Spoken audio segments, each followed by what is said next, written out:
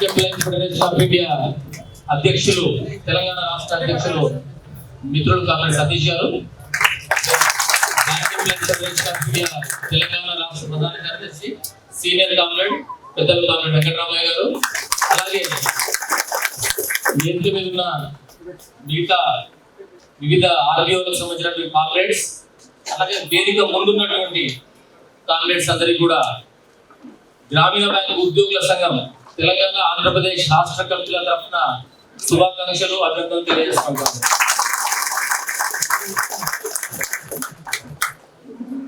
CITU ప్రధాన కార్యదర్శి గారు ఉత్తేజపూరితమైనటువంటి ప్రసంగం తర్వాత కొద్ది ఇబ్బందులు ఉన్న తర్వాత మాట్లాడే వక్తలకు నేను కూడా అంటే ఓన్లీ మీరందరూ కూడా మీ డిమాండ్ లిస్టులో ఉంది కదా, గ్రామీణ వికాస్ బ్యాంక్ లో తాత్కాలిక ఉద్యోగుల పర్మనెంట్ జరిగింది. ఆ బ్యాంక్ లో నేను పనిచేసి ఉన్న ఉద్యోగంలో మమైకమే ఉన్నాను కాబట్టి ఓన్లీ ఆ సమాచారం మీకు చెప్పడానికి మాత్రమే పరిమితంగానికి ప్రయత్నం చేస్తాను కాంగ్రెస్. ఎందుకంటే మీకు స్ఫూర్తినివ్వాల్సినటువంటి కార్యక్రమం ఇదంతా కూడా. ముందుగా మీ అందరికీ అభినందనలు, ఎందుకంటే ఇంత పెద్ద ఎత్తున హాజరయ్యారు. మీ హాజరే మీలో ఉన్నటువంటి కసిని తెలియజేస్తుందని అనుకుంటున్నాను. నాకు మా అనుభవాలు చెప్తున్నాయి. ఏం చెప్తున్నాయంటే, ఒక సమావేశానికి మన మెంబర్లను హాజరుపరచడానికి ఎంతో శ్రమ కోర్చాల్సి వస్తుంది. అంతా కూడా ఒక 25-30 సంవత్సరాల క్రితం మాకు ప్రాబ్లం లేకుండింది. ఈ మధ్య కాలంలో ఈ జెన్ జెడ్ వచ్చిన తర్వాత కొంత ప్రాబ్లం అవుతా ఉంది. అయినప్పటికీ కూడా మీరందరూ కూడా సిఐటియు మధు గారి యొక్క పిలుపుతోని మొత్తం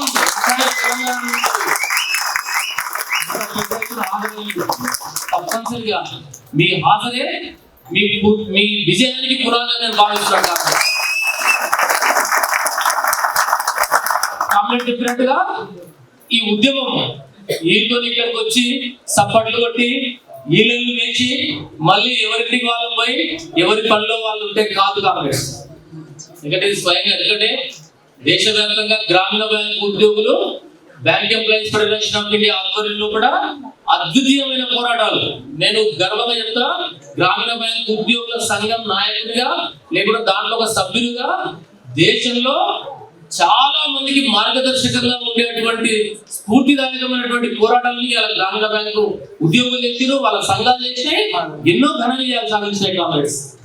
ఆ ఘన విజయాల పరంపర లోపటే తాత్కాలిక ఉద్యోగుల యొక్క అంశం కూడా మరి పర్మనెంట్ కూడా కాంగ్రెస్. ఎందుకంటే మా దగ్గర కూడా 1991లో ఆ రోజు వరకు ఉన్నటువంటి 180 రోజులు పనిచేసిన వాళ్ళందరినీ నేషనల్ ఇండస్ట్రియల్ ట్రిబ్యునల్ ఆదేశాల మేరకు పర్మనెంట్ చేసిన గ్రామీణ బ్యాంకులు ఆ రోజు 14,000 మంది పర్మనెంట్ అయ్యారు 1990లో కూడా 91లో. ఆ రోజు నుంచి పైలో కూడా వచ్చిన మీలాగానే 91 నుంచి పర్మనెంట్ ఉద్యోగులు అయిన తర్వాత టెంపరరీ ఉద్యోగుల యొక్క ఇంక్లూజన్ స్టార్ట్ అయింది కాంగ్రెస్. ఆ రోజు నుంచి 2014లో బీజం పడింది. మీలాగానే ఈ రోజు ఎట్లయితే సమావేశం హైదరాబాద్ లో ఏర్పాటు చేసుకుంటూ గ్రామీణ వికాస్ బ్యాంక్ సంబంధించినటువంటి తాత్కాలిక ఉద్యోగులందరూ కూడా సూర్యాపేటలో సమావేశమైంది. ఎందుకంటే సూర్యాపేట మిత్రులు తెలుస్తారు వాళ్ళకి.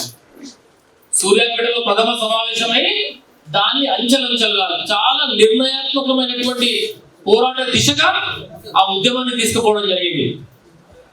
అయితే తాత్కాలిక ఉద్యోగులకు ఉన్నటువంటి పరిమితులు ఉన్నాయి.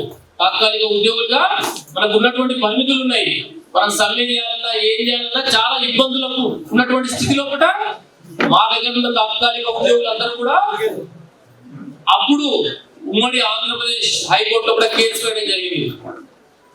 తర్వాత తెలంగాణ మారింది. మనకి 2014లో కూడా తెలంగాణ ఆంధ్రప్రదేశ్ విడిపోయిన తర్వాత తెలంగాణ హైకోర్టులో సింగిల్ బెంచ్ లో జడ్జిమెంట్ రావడం జరిగింది. 2020లో సింగిల్ బెంచ్ లో వాళ్ళు గెలిచిన మన తాత్కాలిక ఉద్యోగులు గెలిచిన తర్వాత యాజమాన్యం ఊరుకోలేదు, డివిజన్ బెంచ్ కి అప్పీల్ పోయారు. డివిజన్ బెంచ్ లో 2 సంవత్సరాలు జరిగింది కేసు. ఎందుకంటే కోర్టు కేసులు ఈజీగా తెవలో కాంగ్రెస్. ఇక్కడ పెద్ద పెద్ద వాళ్ళు అయితేనేమో రాత్రి వేస్తే ఆ సినిమా టికెట్లు పెంచాలంటే రాత్రి వేస్తే పొద్దున వస్తుంది. కానీ ఒక జీవితానికి సంబంధించింది అయితే 15-20 ఏళ్ళు మనం ఎదురు చూడాల్సినటువంటి న్యాయ వ్యవస్థలో పనిచేస్తూ ఉన్నాం. ఎందుకంటే న్యాయ వ్యవస్థ మీద మాట్లాడితే అందరూ జైలుకి వస్తున్నారో తెలియదు, కానీ ఉన్న వాస్తవం కదా అది. 2022 హైకోర్టు డివిజన్ బెంచ్ లో కేసు గెలవడం జరిగింది. వాళ్ళు యాజమాన్యం ఊరుకోలేదు. యాజమాన్యం డివిజన్ బెంచ్ లో గెలిచిన తర్వాత సుప్రీంకోర్టుకి వెళ్ళింది యాజమాన్యం. ఎందుకు వెళ్ళిందంటే సుప్రీంకోర్టులో మీకు అందరికీ తెలియాల్సిన అంశం కాబట్టి చెప్తున్నాను. ఒక సీనియర్ అడ్వకేట్ పెట్టుకుంటే అది అడ్వకేట్ అని రికార్డ్, అంటే పేరుకు అడ్వకేట్ రికార్డులో కూడా ఉంటాడు. ఏ రోజు కేసు ఉంటే ఆ రోజు వాదించడానికి సీనియర్ అడ్వకేట్ పెట్టుకోవాలి. సీనియర్ అడ్వకేట్ ఒక్కరోజు కనీసంగా, అంటే ఎంత చిన్న సీనియర్ అడ్వకేట్ పెట్టుకున్నా కూడా, అంటే ఆ పాల్కి వాళ్ళ ఇటువంటి పెద్దలు పెట్టుకుంటారు కదా, అటువంటి వాళ్ళకి కోర్టులలో ఉంటాయి. మినిమం తక్కువ వస్తే కేసు వినికిడికి వచ్చిందా రాలేదా దేంతో సంబంధం లేకుండా ఆయన ఆ రోజు ఆ కోర్టు హాల్కి వచ్చి పోయిన దాని కొరకు కనీసంగా 10,000 ఇవ్వాల్సి వస్తుంది. అంటే ఈ తాత్కాలిక ఉద్యోగులు దీన్ని భరించలేదు కాక వాళ్ళు వదిలేస్తారనుకొని యాజమాన్యం సుప్రీంకోర్టుకి వెళ్ళింది. నిజంగా కూడా అంటే మన ఉద్యోగంలో కానీ మనం పెడుతున్నటువంటి డిమాండ్ లో న్యాయం ఉన్నప్పుడు నిజంగా అంటే భగవంతుడు కానీ మిగతా అన్ని రకాలైనటువంటి శక్తులు కూడా మనకు సహకరిస్తాయనే దానికి అది ఎగ్జాంపుల్. నిజంగా కూడా సుప్రీంకోర్టులో ఏమైంది, సుప్రీంకోర్టులో కేసు అడ్మిట్ అయితే మళ్ళీ ఒక 5 ఏళ్ళు నడుస్తుంటది. చాలా ఎందుకంటే డిమాండ్ లో జెన్యూనిటీ ఉంది కాబట్టి సుప్రీంకోర్టు ఆ కేసును అడ్మిట్ చేసుకోలేదు కాంప్లెక్స్. సో ఇక బ్యాంకు ఆల్టర్నేట్ లేదు, గ్రామీణ వికాస్ బ్యాంకు యాజమాన్యానికి ఆల్టర్నేట్ లేదు, చెయ్యాలి, పర్మనెంట్ చేయాలి వీళ్ళందరినీ. కానీ జడ్జిమెంట్ లో ఉన్న చిన్న లొసుగులను దృష్టిలో పెట్టుకొని మళ్ళీ ఏం చేసింది, తెలంగాణ హైకోర్టులో కూడా వీళ్ళందరికీ పరీక్ష పెట్టాలి. పరీక్షలో కూడా కంప్యూటర్ నాలెడ్జ్ ఉండాలి, లెక్కల నాలెడ్జ్ ఉండాలి, ఇంగ్లీష్ నాలెడ్జ్ ఉండాలి. ఈ పరీక్ష పెట్టి వాళ్ళందరినీ పర్మనెంట్ చేయడానికి ప్రయత్నం చేసింది వికాస్ బ్యాంక్ లో కూడా. మీ అందరికీ తెలియాలని చెప్తున్నా ఎంతగా యాజమాన్యాలు మనం సతాయిస్తాయి దానికి. అప్పుడు ఏమైంది కాంగ్రెస్ మళ్ళీ మన తాత్కాలిక సంఘం ఉద్యోగుల సంఘం ఏం చేసింది, మళ్ళీ ఏపీ హైకోర్టును తెలంగాణ హైకోర్టును అప్రోచ్ అయింది. ఇది అన్యాయము, మేమందరం కూడా మమ్మల్ని జాయిన్ చేసుకున్నప్పుడు మేము 7వ తరగతి 8వ తరగతి 10వ తరగతి చదివిన వాళ్ళము, మాకు ఇంగ్లీష్ ఎక్కడ వస్తుంది, మమ్మల్ని కంప్యూటర్ మీద మీరు పని చేయించలేదు, మా కంప్యూటర్లో ఎట్లా పని చేయాలో మాకు ఎట్లా తెలుస్తుంది, కంప్యూటర్లో పరీక్ష పెట్టి నేను ఎట్లా పాస్ అవుతా. మళ్ళీ ఆర్గ్యుమెంట్ జరిగింది మన తెలంగాణ హైకోర్టులో కూడా. తెలంగాణ హైకోర్టు చాలా జెన్యూన్ గా ఆలోచించి మళ్ళీ యాజమాన్యం యొక్క పీ ఏదో ఉందో ఈ పరీక్షా విధానాన్ని కొట్టేసింది కామెంట్స్. ఇవన్నీ మీరు తెలుసుకోవాలి. ఇవన్నీ కూడా పరీక్షా విధానాన్ని కొట్టేసిన తర్వాత తప్పని పరిస్థితులలో యాజమాన్యం ముందరికి వచ్చి దాంట్లో కూడా అంటే రికార్డు కోసం లభించదు. మీ అందరికి కూడా ప్రాబ్లం అయితే ముందు కాబట్టి నేను చెప్తున్నాను. రికార్డు ఎక్కడైతే మా పిల్లలు దాపెట్టుకొని ఉన్నారో, ఎక్కడైతే డైలీ వేజెస్ పే చేసినప్పుడు వాళ్ళకు సేవింగ్స్ అకౌంట్ లోకి రాకుండా పుట్టిగా వాళ్ళకు ఓచర్ ద్వారా ఇవ్వడము, వారానికి ఒకసారి ఇవ్వడము, 15 రోజులకు ఒకసారి ఇవ్వడము, నెల రోజులకు ఒకసారి ఇవ్వడము, అసలు వాళ్ళ పేరు మీద ఇవ్వకుండా నీళ్లు తెచ్చినట్టు ఇవ్వడము, లేకుంటే ఊడిస్తే ఎవరికో ఇచ్చినట్టు మేనేజర్ డ్రా చేసుకొని ఇవ్వడము, రకరకాల పద్ధతుల మీద వాళ్ళను నిర్వీర్యం చేయడానికి ప్రయత్నం చేస్తే కూడా ఇక్కడ తాత్కాలిక ఉద్యోగులకు మన ఉద్యోగుల సంఘాలు అక్కడ, మన అధికారుల సంఘాలు అక్కడ సంపూర్ణ మద్దతు తెలియజేసి, ఈవెన్ వాళ్ళకు మద్దతు తెలియజేసినందుకు మన ఆఫీసర్ జనరల్ సెక్రటరీకి ఛార్జ్ షీట్ ఇచ్చి ఆయనకు ఇంక్రిమెంట్ కూడా కట్టేది ఆఫీసర్ జనరల్ సెక్రటరీకి. అయినప్పటికీ కూడా మన అధికారుల సంఘాలు, మన ఉద్యోగుల సంఘం ఎట్టి పరిస్థితుల్లో వెనుక్కోలేదు. పూర్తి స్థాయిలో వాళ్ళకు మద్దతు తెలియజేసిన కారణంగా యాజమాన్యం అంటే దయాదాక్షిణ్యాలతోనే యాజమాన్యం పర్మనెంట్ చేయలేదు కాంప్లెక్స్.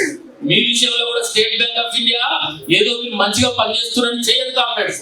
తప్పనిసరిగా పూర్తి స్థాయి పోరాటం, సెక్రటరీ గారు చెప్పినట్టుగా పూర్తి స్థాయి పోరాటం, పూర్తి స్థాయి ప్రతిఘటనతోనే మనము తప్పనిసరిగా దీన్ని సాధించగలుగుతాము. అక్కడ ఏం చేసింది యాజమాన్యము, తప్పని పరిస్థితులలో 500 మంది తాత్కాలిక ఉద్యోగులు, ఇంకా దాంట్లో ఒక 30-35 మందిని రికార్డు లేని కారణంగా వాళ్ళు వదిలేసింది. 500 మందిని మీకు తెలియాలి. ఎందుకంటే మీరు రాసింది తెలంగాణ గ్రామీణ వికాస్ బ్యాంక్ రాసిన దీంట్లో మీరు భారతదేశంలో ఇప్పుడు 28 గ్రామీణ బ్యాంకులు ఏర్పడాయి. చాలా అంటే మళ్ళీ చరిత్రలోకి నేను పోవట్లేదు. అయితే ఇది ఆంధ్రప్రదేశ్ గ్రామీణ వికాస్ బ్యాంక్ లో పనిచేసినటువంటి తాత్కాలిక ఉద్యోగుల పోరాటం ఇదంతా కూడా. ఆంధ్రప్రదేశ్ గ్రామీణ వికాస్ బ్యాంక్ అంటే తెలంగాణలో పాత 5 జిల్లాలు మహబూబ్నగర్, మెదక్, మహబూబ్నగర్, మెదక్, వరంగల్, నల్గొండ, ఖమ్మం ఈ జిల్లాలకు సంబంధించిన వాళ్ళు ప్లస్ ఉత్తరాంధ్ర లోపల విశాఖపట్నం, విజయనగరం, శ్రీకాకుళం ఈ 8 జిల్లాలో ఆ బ్యాంకు పనిచేస్తూ ఉండినప్పుడు ఈ 8 జిల్లాలకు సంబంధించిన 500 మంది తాత్కాలిక ఉద్యోగులు పర్మనెంట్ అయ్యారు. ఇంకా ఇప్పుడు మొన్న 1/1/2025 నాడు ఆంధ్రప్రదేశ్ గ్రామీణ వికాస్ బ్యాంకు తెలంగాణ గ్రామీణ బ్యాంక్ గా మారి ఈ రోజు ఎంటైర్ తెలంగాణ మొత్తంలో తెలంగాణ గ్రామీణ బ్యాంక్ గా పనిచేస్తుంది. వికాస్ అనేది లేదు ఇప్పుడు తెలంగాణ గ్రామీణ బ్యాంక్. తెలంగాణ గ్రామీణ బ్యాంక్ లో దక్షిణాది జిల్లాలు ఏవైతే ఉన్నాయో చెప్పినా కదా, మహబూబ్నగర్, మెదక్, వరంగల్, నల్గొండ, ఖమ్మం ఈ జిల్లాల్లో పనిచేసిన వాళ్ళు రెగ్యులర్ అయ్యారు. కానీ ఆదిలాబాద్, కరీంనగర్, నిజామాబాద్, హైదరాబాద్, రంగారెడ్డి ఈ తెలంగాణలో ఉన్న 5 పాత జిల్లాల్లో పనిచేసిన వాళ్ళు ఇంకా వారి పోరాటం కొనసాగుతుంది. వాళ్ళు కూడా 434 మంది, 435 మంది ఈ రోజు ఏపీ హైకోర్టులో ఉన్నారు. ఏపీ హైకోర్టులో ఆల్రెడీ వాళ్ళకి సింగిల్ బెంచ్ వచ్చింది. అప్పుడు ఉన్నటువంటి యాజమాన్యం కరోనా పీరియడ్ లో సైన్ గా డీల్ చేయని కారణంగా అది తాత్కాలికంగా బ్రేక్ పడింది. మళ్ళీ సింగిల్ బెంచ్ లో గెలిచిన వాళ్ళ కేసు డివిజన్ బెంచ్ లో ఉంది. ఏప్రిల్ 12వ తారీఖు పోస్ట్ అయింది. తెలంగాణ గ్రామీణ బ్యాంక్ సంబంధించిన ఈ ఉత్తర జిల్లాలు ఏది ఆదిలాబాద్, నిజామాబాద్, కరీంనగర్, రంగారెడ్డి, హైదరాబాద్ ఈ జిల్లాల్లో ఉన్నటువంటి తాత్కాలిక ఉద్యోగులు డివిజన్ బెంచ్ లో కేసు ఉంది. డివిజన్ బెంచ్ లో ఏప్రిల్ 12వ తారీఖు నాడు కేసు రాబోతుంది. తప్పనిసరిగా డివిజన్ బెంచ్ లో 100% మనం కేసు గెలవబోతున్నాం. సమాజం ఏంటది? డెఫినెట్ గా యాజమాన్యం ఏమైతుంది, మళ్ళీ సుప్రీంకోర్టు పోతుంది. మాకు నమ్మకం ఉంది. ఎందుకంటే గ్రామీణ వికాస్ బ్యాంక్ లో ఈ దక్షిణాది తెలంగాణ 5 జిల్లాలు, ఉత్తరాంధ్రకు సంబంధించినటువంటి 3 జిల్లాల్లో 500 మంది ఏ రూపకంగా అయితే పర్మనెంట్ కాబడిరో తప్పనిసరిగా తెలంగాణలో ఉన్నటువంటి మిగతా 5 పై ఉన్నటువంటి 5 జిల్లాలకు సంబంధించినటువంటి తాత్కాలిక ఉద్యోగులు గ్రామీణ బ్యాంకుల ఉద్యోగుల సంఘం రాష్ట్ర కమిటీ కానివ్వండి, స్థానికంగా ఉన్న సంఘాలు, bank employees federation of India నాయకత్వంలో కూడా 100% విజయవంతం కాబోతున్నారు. కాంప్లెక్స్ ఇదే మీకు ఆదర్శం కావాలి. ఈ పోరాటమే మీకు ఆదర్శం కావాలి. ఇది ఎండ్ చేయాలి మనం. అంటే వాళ్ళు కూడా 2014లో ప్రారంభించి 2024 నవంబర్లో పర్మనెంట్ అయిపోయారు. వాళ్ళందరూ కూడా 2024లో కూడా వాళ్ళకు సంవత్సరం దాటిపోయింది పర్మనెంట్ అయిపోయి. ఇంకొక 4 సంవత్సరాలు సర్వీస్ చేస్తే వాళ్ళందరూ చాలా మంది క్లర్కులుగా, ఆఫీసర్లుగా పదోన్నతి పొందే అవకాశం ఉంది. ఎందుకంటే గ్రామీణ బ్యాంక్ లో మా అనుభవం చెప్తా ఉంది. ఏం చెప్తా ఉంది? 1990లో ఎప్పుడైతే ఉన్న వాళ్ళందరూ ఎన్ఐటి అవార్డు ద్వారా పర్మనెంట్ అయ్యారో వాళ్ళందరూ తర్వాత పీరియడ్ లో క్లర్కులు అయ్యారు, స్కేల్ 1 ఆఫీసర్లు అయ్యారు, చాలా మంది స్కేల్ 2 ఆఫీసర్లు అయ్యారు, చాలా మంది బ్రాంచ్ మేనేజర్ గా పనిచేస్తున్నారు. ఇప్పుడు కూడా పనిచేస్తున్న వాళ్ళు ఉన్నారు కాబట్టి బ్రాంచ్ మేనేజర్ గా. మీరందరూ కూడా తప్పనిసరిగా ఎవరైతే యంగర్ ఏజ్ ఉన్నారో 35-40 ఇయర్స్ ఉన్నారో వాళ్ళందరికీ గొప్ప అవకాశం రాబోతుంది. మీరందరూ కూడా సెక్రటరీ గారు చెప్పినట్టుగా మనం ఈ రోజుతో ఈ ఉద్యమాన్ని ఆపితే మాత్రం మనకు పరిష్కారం లేదు. కాబట్టి సార్ చెప్పారు కదా, చావో రేవో తేల్చుకోవాల్సినటువంటి స్థితిలోకి మనం వెళ్లాల్సిందే. చాలా సార్లు అయితే తెలంగాణ గ్రామీణ బ్యాంక్ లో కూడా మా తాత్కాలిక ఉద్యోగులు, ఆంధ్రప్రదేశ్ గ్రామీణ వికాస్ బ్యాంక్ లో కూడా అసలు మీరు ఏం పని చేస్తున్నారు, మీరు ఏం చాలా మందికి వేరే నాకు అజమైన ఫైల్ చూపించిండు. వాళ్ళ మేనేజర్ వాళ్ళ డీసీఎం ఏం రాసిందంటే నా దగ్గర తాత్కాలిక ఉద్యోగులు లేరని రాసిందండి. మరి తాత్కాలిక ఉద్యోగులు ఎవరు రోజు ఎవడు ముడుస్తున్నాడు, ఎవడు నీళ్ళు పెడుతున్నాడు, ఎవరిని ఫైల్ చేస్తున్నాడు, ఎవరిని ఓచర్ రాస్తున్నాడు, ఎవరిని షటర్ తీస్తున్నాడు, ఎవరిని పనిచేస్తున్నాడు. అంటే ఒక బ్రాంచ్ మేనేజర్ ఉన్నటువంటి వ్యక్తి ఇది గ్రామీణ బ్యాంక్ లో జరగలేదండి. గ్రామీణ బ్యాంకులు ఎందుకు జరిగిందంటే, నేను ఇప్పుడు ఈ సమావేశాలకు వచ్చిన తర్వాత నాకు అర్థమవుతుంది. గ్రామీణ బ్యాంకుల్లో ఉద్యోగుల సంఘం, ఆఫీసర్ల సంఘం, రిటైర్డ్ సంఘం అందరూ కలిసి ఒకే వేదిక మీద కలిసి పనిచేస్తూ ఉంటాం మేము. కాబట్టి ఏ ఒక్కరికి కష్టం వచ్చినా ఇంకొకరు ఆదుకునే ప్రయత్నం చేస్తూ ఉంటారు. ఇటువంటి ఉత్తరం గ్రామీణ బ్యాంకులు ఏ మేనేజర్ కూడా ఏ యాజమాన్యానికి ఇవ్వలేదు.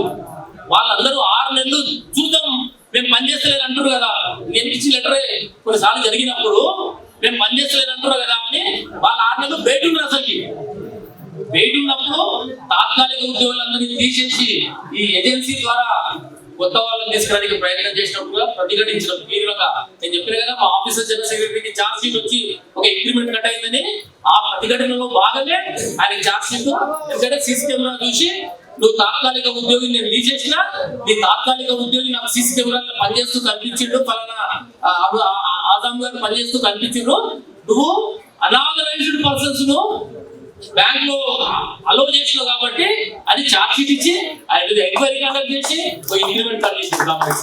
అయినా వెంటనే వాళ్ళు అరే ఆఫీసర్ వచ్చి జనసేన నాకు ఏం సంబంధం, ఈ తాత్కాలిక ఉద్యోగి ఉంటేంది పోతేంది, రేపు పొద్దున పర్మనెంట్ అయినా నా మెంబర్ కాదు కదా అని అనుకోలేదు కాంగ్రెస్. గ్రామీణ బ్యాంకుల్లో ఈ వాతావరణం ఉన్న కారణం చేత కూడా తాత్కాలిక ఉద్యోగులకు పూర్తి బలం చేకూరి పూర్తి స్థాయిలో కూడా వాళ్ళు విజయవంతం కావడం జరిగింది. అట్లాగే మీకు సుప్రీంకోర్టు జడ్జిమెంట్ సార్ చెప్పారు, సిఐడి జనరల్ సెక్రటరీ గారు, మాకు గ్రామీణ బ్యాంకులకు వచ్చినటువంటి అంటే మీరు తెలుసుకోవాల్సిన అంశం కాబట్టి చెప్తున్నాను. సుప్రీంకోర్టు జడ్జిమెంట్ లో ఒక మంచి అంశం ఉన్నది. దాంట్లో సుప్రీంకోర్టు ఏం చేసిందంటే వీళ్ళందరినీ కూడా గత 6 సంవత్సరాల క్రితం మా దగ్గర కూడా అవుట్ సోర్సింగ్ కిందకి మార్చారు. అవుట్ సోర్సింగ్ అంటే ఏంటంటే ఎందుకు అవుట్ సోర్సింగ్ కింద మార్చుతున్నారంటే ఇండస్ట్రియల్ డిస్ప్యూట్ యాక్ట్ కింద ఉన్నటువంటి ఆ ప్రొవిజన్స్ అట్రాక్టివ్ అవ్వదనే ఉద్దేశంతో మనందరినీ ఏం చేస్తున్నారు, యాజమాన్యంతో లింక్ లేకుండా వాడి ఏజెన్సీతో లింక్ అయ్యేటట్టుగా చేసిండు. యాజమాన్యం ఏజెన్సీకి డబ్బులు ఇస్తుంది, ఏజెన్సీ మీకు డబ్బులు ఇస్తుంది, మీకు యాజమాన్యానికి ఏ రకమైనటువంటి సంబంధం లేదనేది ఎస్టాబ్లిష్ చేయడానికి ఈ అవుట్ సోర్సింగ్ ఏజెన్సీలో రావడం జరిగింది. దాంట్లో కూడా మీ అందరికీ తెలియదు, కొద్ది మంది తెలిసి ఉండే అవకాశం ఉంటుంది. చాలా కిక్ బ్యాక్స్ ఉంటాయండి. ఒక ఏజెన్సీకి మీకు ఒక 2000 మందిని అప్పచెప్తున్న ఒక ఏజెన్సీ కంటే వాడు లక్షలలో వీళ్ళకి లంచాలు ఇస్తాడు. ఎవరైతే వీడు సంతకాలు ఉంటారో పై అధికారులు ఎవరైతే ఉంటారో దాని కొరకు కూడా ఏజెన్సీలు రావడం జరిగింది అన్నట్టుగా. అయితే ఈ ఏజెన్సీ సుప్రీంకోర్టు జడ్జిమెంట్ లో ఏముందంటే ఏజెన్సీ కింద పనిచేసినటువంటి కాలాన్ని కూడా పరిగణలో తీసుకోమన్నారు సుప్రీంకోర్టు. గ్రామీణ బ్యాంక్ ఉద్యోగికి వచ్చినటువంటి సుప్రీంకోర్టు జడ్జిమెంట్ లో అదొక గొప్ప విజయం మనకు. ఎందుకంటే మీరు అవుట్ సోర్సింగ్ ఏజెన్సీలో పనిచేసినప్పుడు ఐడియా యాక్ట్ ప్రొవిజన్స్ అట్రాక్ట్ కాకుండా మీకు ఎంప్లాయర్ రిలేషన్ లేదనేది సుప్రీంకోర్టు అనలేదు. నువ్వు అవుట్ సోర్సింగ్ లో పనిచేసినా, డైలీ వేజ్ గా పనిచేసినా, ఎక్కడ పనిచేసినా నీకు ఎంప్లాయీ ప్రిన్సిపల్ ఎంప్లాయర్ అన్నాడు దాంట్లో. అంటే వర్డ్స్ వాడింటి కొన్ని. ప్రిన్సిపల్ ఎంప్లాయర్ బ్యాంకే కాబట్టి మొత్తాన్ని తీసుకోగలరు. కాబట్టి మీరు అవుట్ సోర్సింగ్ లో ఉంటే కూడా బాధపడాల్సిన అవసరం లేదు. సుప్రీంకోర్టు అయితే దేనికి బాధపడాలి మనము? కొంతమంది దగ్గర ఏం జరుగుతుందంటే మేనేజర్లు ఉట్టిగా పైసలు డ్రా చేస్తాడు, నెలకు 20,000 25,000 డ్రా చేసి నీకు ఒక 10,000 ఇస్తాడు, నీకు ఒక 10,000 ఇస్తాడు. అక్కడ మనకు అన్యాయం జరుగుతుంది. దాన్ని ప్రతిఘటించాలి మనం. నీ నీళ్ళ కొరకనో 10,000 డ్రా చేసి నీకు ఇవ్వడము, నీకు ఊడవడానికనో 10,000 డ్రా చేసి ఇవ్వడము, నీ బాత్రూమ్లు కడిగడం పేరు మీద 10,000 డ్రా చేసి నీకు ఇవ్వడము, దీంట్లో మనకు అన్యాయం జరుగుతుంది. తప్పనిసరిగా మీకు డైలీ వేజ్ డైరెక్ట్ గా వచ్చేటట్టుగా ఉంటే మీ సేవింగ్స్ అకౌంట్ లకి ట్రాన్స్ఫర్ అయితే ఆ రికార్డు ఉంటుంది. మీకు అవుట్ సోర్సింగ్ ఏజెన్సీ ద్వారా కూడా మీ సేవింగ్స్ అకౌంట్ లకి డబ్బులు వస్తే మీకు రికార్డు ఉంటుంది. ఇప్పుడు గ్రామీణ వికాస్ బ్యాంక్ లో జరిగింది ఏంటంటే సుప్రీంకోర్టు ఏం చెప్పింది, 10 సంవత్సరాలు పనిచేసిన వాళ్ళని రికార్డు ఉన్న వాళ్ళని పర్మనెంట్ చేయమన్నదండి. బ్యాంక్ ఏం చేసింది, 2024లో సర్కులర్ ఇచ్చినప్పుడు 2014 నుంచి ఎవరైతే పనిచేస్తున్నారో రికార్డు ఉందో, నేను చెప్పిన కదా ఒక 30 మంది మిస్ అయ్యారని, వాళ్ళకి రికార్డు అవైలబుల్ లేని కారణంగా మిస్ అయిపోయారు వాళ్ళందరూ కూడా. ఎవరికైతే 10 ఏళ్ల సర్వీస్ ఉందో 10 ఏళ్ల సర్వీస్ డైలీ వేజ్ గా రికార్డు ఉన్న వాళ్ళు, అంటే ఏదో రూపకంగా కచ్చ ఒప్పుకుంటారు కదా, మనం ఏమంటారు దాన్ని రాస్తారు కదా బ్యాంక్ లో కచ్చ ఒప్పుకుంటారు. అంటే మా వాళ్ళు మేము ముందు నుంచి గైడ్ చేస్తున్నాం వాళ్ళను, ఏంది అరే మీరు డైలీ వేజ్ ఇవన్నీ కూడా ఉన్నాయని జిరాక్స్ తీసి పెట్టుకోరు కానీ. ఎందుకంటే బ్యాంకు పాలసీ ఏమిటంటే 10 ఏళ్ళకి ఒకసారి కాల్ చేయాలి కదా, ఇవన్నీ కూడా పాత రికార్డు అంటే కాల్ చేస్తుంటారు. వాళ్ళందరూ రికార్డు పెట్టుకున్నారు మనం అడ్వైజ్ చేసిన కారణంగా. ఎవరైతే డైలీ వేజ్ ఉన్నారో వాళ్ళందరూ వచ్చినో గత 6 సంవత్సరాల నుంచి వాళ్ళకి ఏజెన్సీ ద్వారా డబ్బు వచ్చింది. ఇంకా ఏజెన్సీ ద్వారా వచ్చింది కాబట్టి వాళ్ళకి సేవింగ్స్ అకౌంట్ డబ్బు వచ్చింది కాబట్టి రికార్డు ఉంది. ఏజెన్సీలో 6 సంవత్సరాలు 5 సంవత్సరాల రికార్డు ఉంది, అంతకు ముందుకు 5-6 సంవత్సరాల రికార్డు. అంతకంటే ముందు నుంచి పనిచేస్తున్న వాళ్ళు ఉన్నారు. మొన్న పర్మనెంట్ అయ్యి ఏడాది కూడా కానీ ఇప్పటికే 10 మంది రిటైర్ అయ్యారు. మీ దాంట్లో కూడా నాకు తెలిసి 50 ఏళ్ళు దగ్గర వచ్చిన వాళ్ళు ఉన్నారు. వీళ్ళందరూ కూడా పర్మనెంట్ చేస్తే ఎన్ని ఏళ్ళు ఉంటారండి? బ్యాంక్ ఏమైనా భారం పడలేదా? బ్యాంక్ ఏం భారం పడదండి. కాకపోతే ఇగో ఉంటుంది. ఇగో ఎందుకుంటుందంటే వీడు పర్మనెంట్ అయితే పని చేయడండి అంటాడు. మరి పర్మనెంట్ ఉద్యోగులు అంటే అనొచ్చాలి, అనొద్దు. వీడు పర్మనెంట్ కాలేదా? ఇలా సార్ చెప్పింది కదా సిఐడి సెక్రటరీ గారు, వానుకున్న బాధలు వానుకున్నాయి, వాడిని తీసేస్తాను గవర్నమెంట్ అందుకుంది, వాడిని తల్లినప్పుడు మరి ఎవరు రావాలి? మనమే కదా ఎవరు రావాలి? ఈ అవగాహన ఉండాలి. నాకు ఆయన చూస్తే బాగా అనిపించింది. అలా మేనేజర్ రాస్తాడు, లేడంటే ఎక్కలేడు. లేకుండా ఎవడు పని చేస్తుంది, బాత్రూమ్ ఎవడు కడుతుండు, నీకు నీళ్ళు ఎవరు తెచ్చిస్తుండు, నీకు ఎవడు ఎవడు తుడుస్తుండు, ఇంకా లెడ్జర్లు ఎవడు మోసుకొస్తుండే, మొత్తం అన్నిలన్నీ పాడైపోతున్నాయి లెడ్జర్లు మోసుకొని వస్తే. అన్ని చేసినాం కదా ఇవన్నీ కూడా కాంగ్రెస్. తప్పనిసరిగా గ్రామీణ బ్యాంకు ఉద్యోగుల యొక్క పోరాటాన్ని మీరు స్ఫూర్తిదాయకంగా తీసుకోండి. తప్పనిసరిగా మా సహాయ సహకారాలు, మా సంఘం యొక్క పూర్తి సహాయ సహకారాలు మధుగారి ద్వారా తప్పనిసరిగా మీకు అందజేస్తాము. మీరు కూడా ఇక్కడ నేను సంఘ నాయకులు ఎవరు నాకు తెలియదు, నేను మొట్టమొదటిసారి ఈరోజు రావడం జరిగింది. సంఘాన్ని గౌరవించాలి, సంఘాన్ని ప్రేమించాలి, మన కొరకు పెట్టుకున్న సంఘాన్ని మనమే బలోపేతం చేయాలి. ఆర్థికంగా కూడా మీరందరూ కూడా 500 1000 ఎంతో కాంట్రిబ్యూట్ చేసి తప్పనిసరిగా సంఘం లేకుంటే ఎక్కడి నుంచి వస్తుందండి? లేదు, రాదండి. ఎందుకంటే మన రెగ్యులర్ సంఘాలు వీటిలో డబ్బులు పెట్టలేదు కదా. మా దగ్గర గ్రామీణ బ్యాంకులో మేము అంతా అన్ని సంఘాలు కలిసి పనిచేస్తున్నాయి కాబట్టి ఇలా సుప్రీంకోర్టులో అడ్వకేట్ పెట్టుకోవాలంటే మా ఆల్ ఇండియా ఆర్గనైజేషన్ 10 లక్షల రూపాయలు చెక్ ఇవ్వగలిగింది. ఎందుకంటే ఆల్ ఇండియాలో డబ్బులు ఉన్నాయి 6 కోట్ల రూపాయలు కాబట్టి ఓ 10 లక్షలు కావాలంటే చెక్ రాసి మా ఆల్ ఇండియా ఆర్గనైజేషన్ ఇచ్చింది.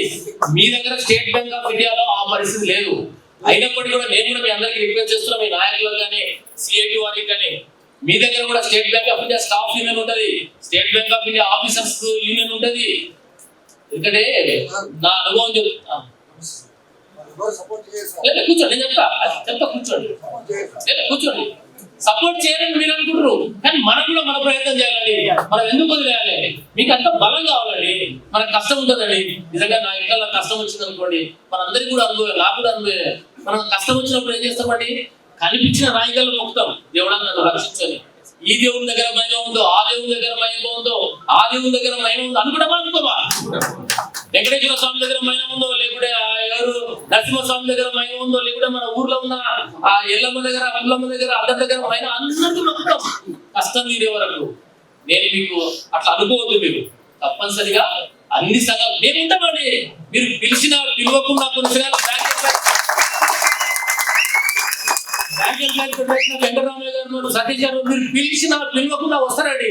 ఇది మా బాధ్యత.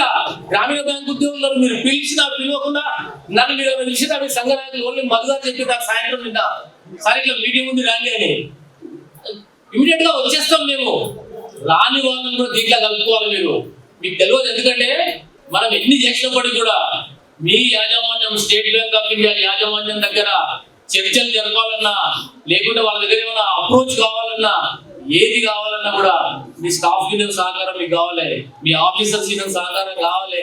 వాళ్ళు వస్తామన్నా రామన్నా ఏమన్నా వాళ్ళ సమావేశం పిలవాలి, కూర్చోబెట్టాలి, మెడల దండేయాలి, మన ఫేవర్గా మాట్లాడించుకోవాలి.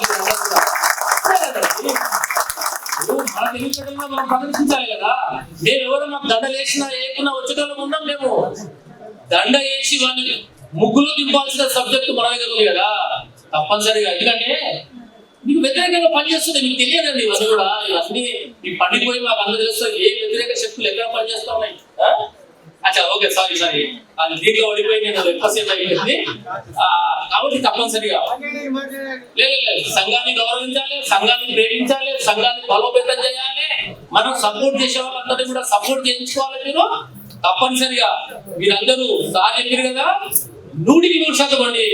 నిజంగా పోరాటం చేయగలిగిన ఎవరితోనైనా కూడా విజయం లేకుండా ఈ రోజు వరకు నాకున్నటువంటి ట్రేడింగ్ అనుభవంలో తాత్కాలికంగా బ్రేకులు పడితే పడుతుండొచ్చు, కానీ అంతిమ విజయం మాత్రం పోరాటం చేసినదే. ఈ పోరాటానికి మద్దతు ఉంటుంది, మిగతా సంఘాల మద్దతు కూడా మీరు సేకరించాలని తెలియజేస్తూ, ఇంత పెద్ద ఎత్తున వచ్చినటువంటి ఈ సమావేశంలో నిజంగా కూడా సంతోషం. నేను ఒక 50 మంది 60 మంది వస్తారనుకున్నా. నేను వాస్తవంగా కూడా మీలో ఈ రగులుతున్నటువంటి ఈ పోరాటాన్ని, అంటే ఈ అగ్నిజ్వాల ఉంది కదా, దాన్ని నిరంతరంగా ఎప్పుడైతే ఆరిపోతుందో అప్పుడు మీరు అందరూ క్లోజ్ అవుతారండి. నిరంతరంగా జ్వలిస్తుండాలి. నిరంతరంగా ఈ మంట అల్టిమేట్ గా మీ మెడలలో పర్మనెంట్ అయినటువంటి ఏమంటారు దాన్ని ఐడి కార్డు వచ్చే వరకు మీ పోరాటం ఆగకుండా ముందుకోవాలని చెప్పి